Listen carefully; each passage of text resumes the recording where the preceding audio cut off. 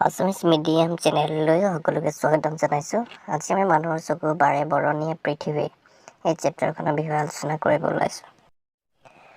মানুহৰ চকুযোৰ হ'ল অমূল্য আৰু অতি সংবেদনশীল অনুভূতি ইন্দ্ৰিয়। অনুভূতি ইন্দ্ৰিয়সমূহৰ ভিতৰত মানুহৰ চকুযোৰ সবাতোকৈ গুৰুত্বপূৰ্ণ, কাৰণ ইয়াৰ সহায়ত আমাৰ চৌপাশৰ মনোমোহা বাৰে বৰণীয়া জগতখনৰ প্ৰত্যক্ষ কৰোৱায়। মানুহৰ চকু কেনেকৈ কাম কৰে? মানুহৰ চকুটো এটা কেমেৰাৰ দৰে। ইয়াৰ লেন্স প্ৰণালীয়ে অক্ষিপট নামৰ পোহৰ সংবেদে এখন পৰ্দাত প্ৰতিবিম্ব গঠন কৰে। চকুত কৰ্ণিয়া নামৰ পাতল ছাৰ এখনৰ মাজেৰে পোহৰ চকুত সোমায়।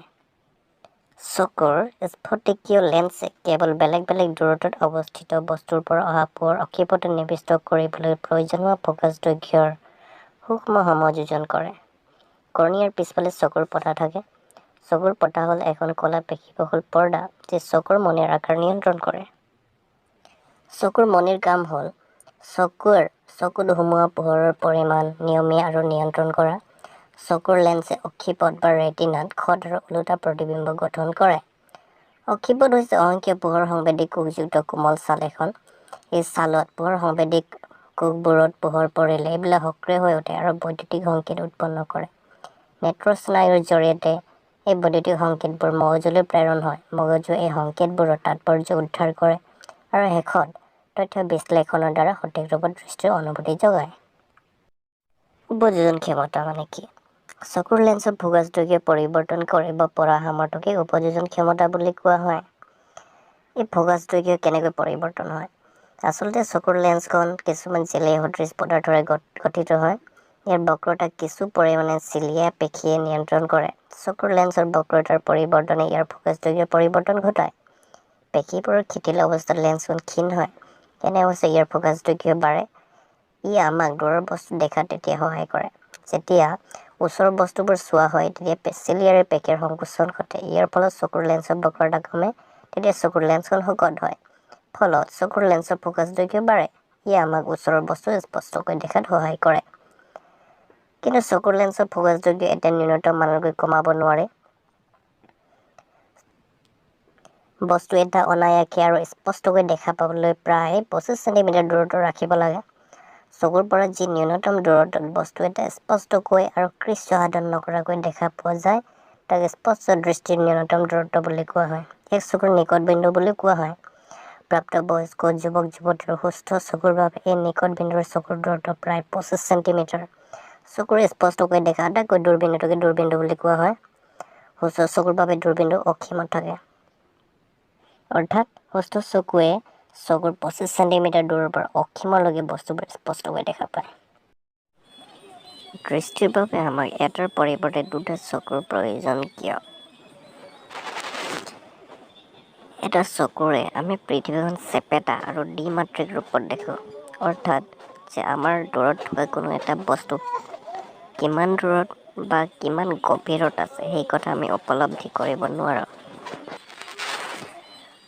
আমাৰ দুটা চকু থকাৰ বাবে বহুকেইটা সুফল পাওঁ। যেনে ই দৃষ্টিশক্তি সম্প্ৰসাৰিত কৰে তথা কম পোহৰত বস্তু দেখাৰ সামৰ্থ্যও বঢ়ায়। তদুপৰি দুটা চকুৰে আমি পৃথিৱীখন ত্ৰিমাত্ৰিক ৰূপত দেখোঁ। অৰ্থাৎ যিকোনো বস্তু এটা কিমান দূৰত বা কিমান গভীৰত আছে সেই কথা জানিব পৰা যায়। যিহেতু আমাৰ চকু দুটা পৰস্পৰৰ পৰা কেই চেণ্টিমিটাৰমান আঁতৰত অৱস্থিত, গতিকে প্ৰতিটো চকুৱে কিছু পৃথক পৃথক প্ৰতিবিম্ব দেখে। এই তথ্যৰ আধাৰত আমাৰ মগজুৱে দুয়োটা প্ৰতিবিম্ব সংলগ্ন কৰি এটা কৰে আৰু তেনেকৈ বস্তুবোৰ আমাৰ পৰা কিমান ওচৰত বা কিমান দূৰত আছে সেই কথা জানিব পাৰে। দৃষ্টিৰ বিকাৰ আৰু তাৰ প্ৰতিকাৰ। কেতিয়াবা চকুৰ লেন্সৰ ফ'কাছ দৈৰ্ঘ্য পৰিৱৰ্তন কৰিব পৰা ক্ষমতা লাহে লাহে কমি আহে। এনে অৱস্থাত মানুহে স্পষ্টভাৱে আৰু অনায়াসে বস্তুবোৰ দেখা নাপায়। চকুৰ প্ৰতিসৰণমূলক বিকাৰৰ বাবে দৃষ্টিৰ অনুভূতি লাহে লাহে ধূসৰ হৈ পৰে, অৰ্থাৎ বস্তুবোৰ ভালকৈ দেখা নাপাওঁ। মায়োপিয়া বা নিকট দৃষ্টিগ্ৰস্ততা। মায়োপিয়া বা নিকট দৃষ্টিগ্ৰস্ততাত ভোগা ব্যক্তি এজনে ওচৰৰ বস্তুবোৰ ভালকৈ দেখে কিন্তু দূৰৰ বস্তুবোৰ স্পষ্টকৈ দেখা নাপায়। এনে মানুহে কেইমিটাৰমান দূৰলৈকেহে স্পষ্টকৈ দেখে। ইয়াৰ কাৰণ হ'ল চকুৱে দূৰৰ বস্তুবোৰৰ প্ৰতিবিম্ব অক্ষিপট বা ৰেটিনাত গঠন নকৰি ইয়াৰ কিছু সন্মুখত গঠন কৰে।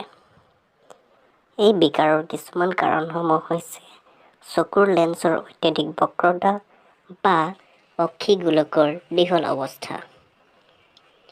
এই বিকাৰ উপযুক্ত ক্ষমতাৰ অৱতল লেন্স ব্যৱহাৰ কৰি প্ৰতিকাৰ কৰিব পাৰি। অৱতল লেন্সৰ ব্যৱহাৰে প্ৰতিবিম্বটো পুনৰ ৰেটিনালৈ ঘূৰাই আনে আৰু এনেকৈয়ে এই বিকাৰৰ প্ৰতিকাৰ হয়। হাইপাৰমেট্ৰপিয়া বা দূৰদৃষ্টিগ্ৰস্ততা। হাইপাৰমেট্ৰপিয়া থকা ব্যক্তি এজনে দূৰৰ বস্তুবোৰ স্পষ্টকৈ দেখে কিন্তু ওচৰৰ বস্তুবোৰ দেখাত তেওঁ অসুবিধা অনুভৱ কৰে। এনে ব্যক্তিয়ে কষ্ট নকৰাকৈ পঢ়িবলৈ পঠন সামগ্ৰী চকুৰ পৰা 25 চেণ্টিমিটাৰ দূৰত্বতকৈ বেছি দূৰত ৰাখিব লাগে। ইয়াৰ কাৰণটো হৈছে যে বিকাৰগ্ৰস্ত চকুৰ লেন্সে ওচৰৰ বস্তু এটাৰ পৰা অহা পোহৰ ৰশ্মিবোৰ অক্ষিপটৰ পিছফালে থকা এটা বিন্দুলৈ অভিসাৰী কৰে। হাইপাৰমেট্ৰপিয়া বিকাৰৰ কাৰণবোৰ হৈছে চকুৰ লেন্সৰ ফোকাছ দৈৰ্ঘ্য যথেষ্ট বেছি বা অক্ষিগোলকটো যথেষ্ট সৰু। ইয়াৰ প্ৰতিকাৰ কৰিবলৈ উপযুক্ত ক্ষমতাৰ উত্তল লেন্স ব্যৱহাৰ কৰা হয়। এনে লেন্সে অক্ষিপটত প্ৰতিবিম্ব গঠনৰ বাবে প্ৰয়োজন হোৱা অতিৰিক্ত অভিসাৰী ক্ষমতাৰ যোগান ধৰে। প্ৰেছবায়োপিয়া। সাধাৰণতে মানুহৰ বয়স বঢ়াৰ লগে লগে চকুৰ উপযোজন ক্ষমতা কমি আহে, অৰ্থাৎ নিকট বিন্দুটো ক্ৰমান্বয়ে দূৰলৈ আঁতৰি যায়। সংশোধনীমূলক চশমা নহ'লে নিকটৱৰ্তী বস্তুবোৰ স্পষ্টকৈ আৰু অনায়াসে চোৱাত অসুবিধা পোৱা যায়। ইয়াকে প্ৰেছবায়োপিয়া বুলি কোৱা হয়। ইয়াৰ কাৰণ হৈছে চিলিয়াৰী পেশীবোৰ দুৰ্বল হৈ পৰে অথবা চকুৰ লেন্সৰ নমনীয়তা কমি যায়। ডি-ফ'কাছযুক্ত লেন্সৰ ব্যৱহাৰ কৰি প্ৰেছবায়োপিয়া ৰোগ প্ৰতিকাৰ কৰিব পাৰি। ডি-ফ'কাছ লেন্সত উত্তল আৰু অৱতল দুয়োবিধ লেন্সেই থাকে। ইয়াৰ ওপৰৰ অংশটো অৱতল লেন্স। ইয়াৰ বাবে দূৰৰ বস্তু চোৱাত সুবিধা হয় আৰু তলৰ অংশটো উত্তল লেন্স। ইয়াৰ বাবে ওচৰৰ বস্তুবোৰ চোৱাত সুবিধা হয়।